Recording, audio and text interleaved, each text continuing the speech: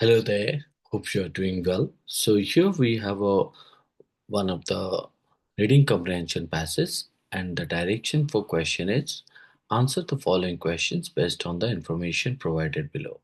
Well, let's go for the text and try to understand what this text is all about. And after that, we'll follow the question with the choice.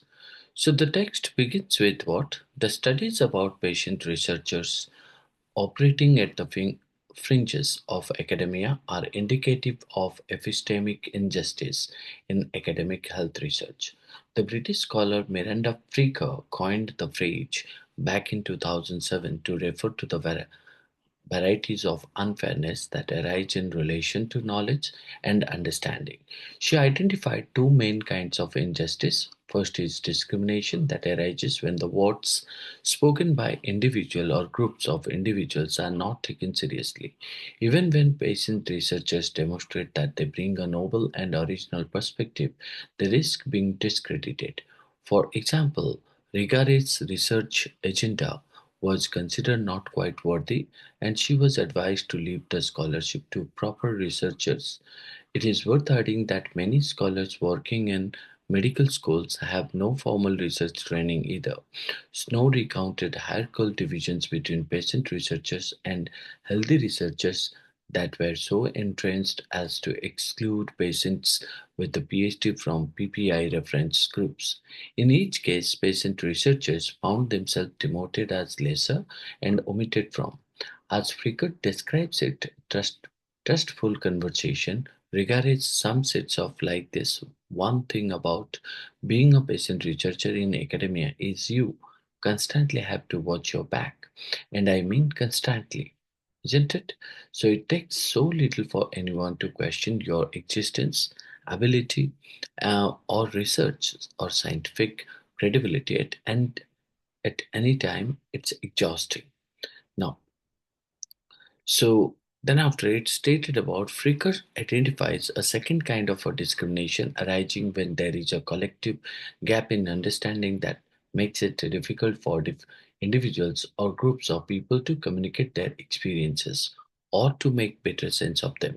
Imagine trying to tell a story about some fundamental aspect of your life, but you and the listener both lack the words to tell the story effectively. This encapsulates a form of discrimination that Fricker calls uh, hermeneutical injustice, referring to the exclusionary ways in which institutions operate, shutting out some groups or individuals from access to expertise or knowledge formation activities.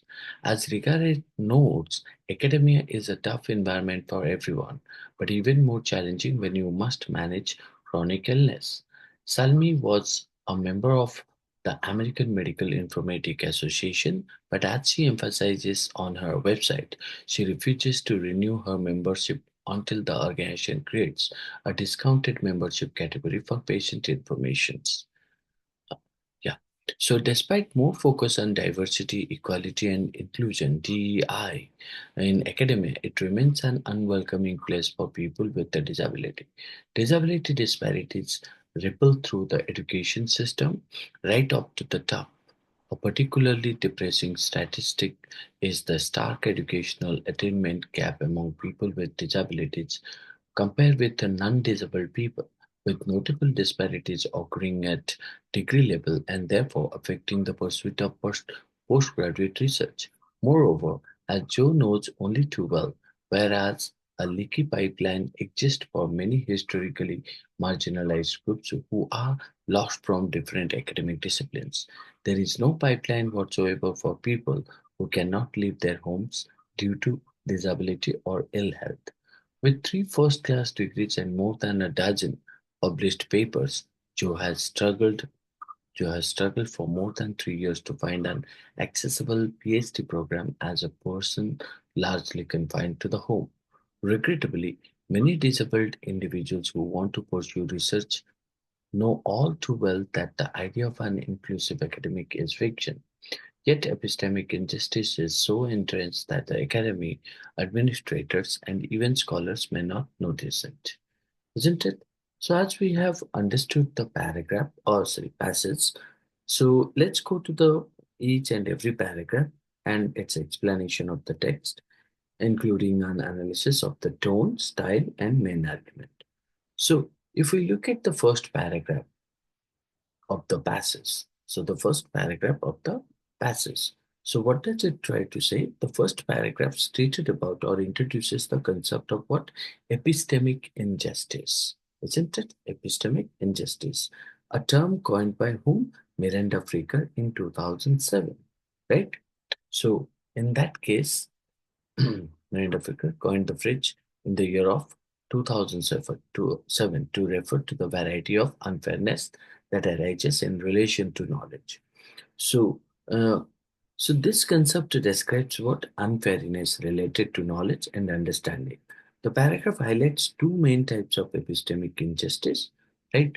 So, if you talk about the first one, so first is what that called as when the contribution of patient researchers, or you can say individuals who conduct research while also being patients, are not taken seriously or are discredited despite their novel perspectives.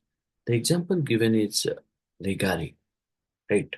The example is given about what? Now, Rigares, right? Rigare's research agenda. So, Rigare, whose research was undervalued and who was advised to leave the field. The paragraph also notes that some scholars in medical fields lack formal research training, adding to the difficulty of the issue, right? So that's what we can find out in the first paragraph of the passage, where we can find out the tone and the style is nothing but a analytical and critical, right? Analytical and critical. So if we say that it's aimed to shed light on systematic issues with academic health research, the style is academic and descriptive, focusing on the specific example of regard to illustrate the broader issue. Now, if we go for the second passage, paragraph of the passage, so the second paragraph stated about what? The second paragraph discusses the second kind of epistemic injustice, which is known as a hermeneutical injustice. Isn't it? Hermeneutical injustice. So, this occurs when individuals or groups struggle to communicate their experiences due to a lack of appropriate terminology or understanding. It highlights how institution barriers can prevent certain groups from contributing to or benefiting from knowledge formation activities. Isn't it? So, um, here also you would find out if you talk about tone and style, the tone is nothing but explanatory and informative. The style is academic and theoretical, using examples to clarify the concept of hermeneutical injustice. Then, if we go to the next three, four, five. So, in paragraph three, what do we draw? So, we draw that means it expands on the challenges faced by the patient researcher, right? What does it try to do? It expands the challenges faced by patient researchers, emphasizing that managing chronic illness adds additional difficulties in the academic environment. It mentions Salmi's dissatisfaction, right? Who is Salmi? Salmi was a member of the American Medical Information Associate, but as they emphasized on her website, she refuses to renew the membership until the organization creates a discounted membership category for patient information. Despite more focus on diversity, other things. So, what do we find out? The idea stated about what discusses the gap in educational attainment between disabled and non-disabled individuals and the lack of accessible opportunity for those with you can talk about visible, isn't it? So that's what you find out here. Then, if you look at the tone here you would find out it is nothing but a critical and empathetic culture. Critical and empathetic, right? So, reflecting concern for the barriers faced by disabled individuals in academia, the style is descriptive and argumentative, focusing on what real-world examples to highlight systematic issue, isn't it? So next, if we go for the last one, the last paragraph is trying to discuss about what?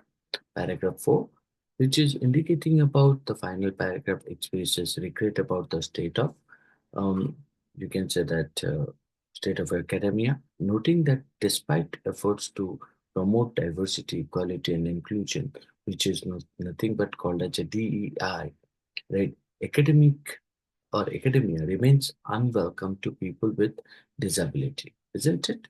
So it also emphasizes the persistent nature of epidemic injustice, suggesting that it is so ingrained that it often goes unnoticed by those within the academic system, isn't it?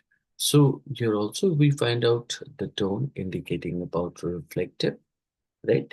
And somewhat you can say disillusioned, right? Reflective and disillusion. The style is critical and summarizing, aiming to weaken the ongoing nature of epistemic injustice in the gap between the ideal of an inclusive academy and the reality faced by individual with disability disability, isn't it? So, in that case, the main argument of the text is nothing but um, epistemic injustice, both in the form of discriminatory dismissal of contribution and hermeneutical gaps in understanding perverts academic health research. It highlights how patient researchers and disabled individuals face significant barriers and systematic bias, right? Uh, Leading to their contribution being undervalued or ignored. The text does nothing but argues. The text argues what? Argues that despite a focus on diversity and inclusion, academia continues to fail in genuinely accommodating and valuing those with disabilities. Isn't it? So, after we understood the whole text, let's jump to the question. So, the question here asked that what can be inferred about the author's view on the challenges faced by researchers in academia. Now, if we look at the choices which are provided here, the first choice stated patient researchers are often encouraged to participate in academic research, but are rarely given proper credit, right? So in that case, patient researchers are often encouraged to participate in academic research, but are rarely given proper credit. Okay, so this choice mentions that patient researcher, right? Patient researcher are encouraged to join research but don't get proper credit. Well, in that case, you can say it is a um, you can say partially correct. It is a partially correct, isn't it? So it doesn't fully explain the extent of the issues discussed. So on the basis of the question, so this option cannot be considered as a true. Option two stated that what patient researchers struggle to be recognized as equals in academia, facing significant epistemic injustice. So this choice highlights that what researchers face major challenges and you can say that discrimination, isn't it?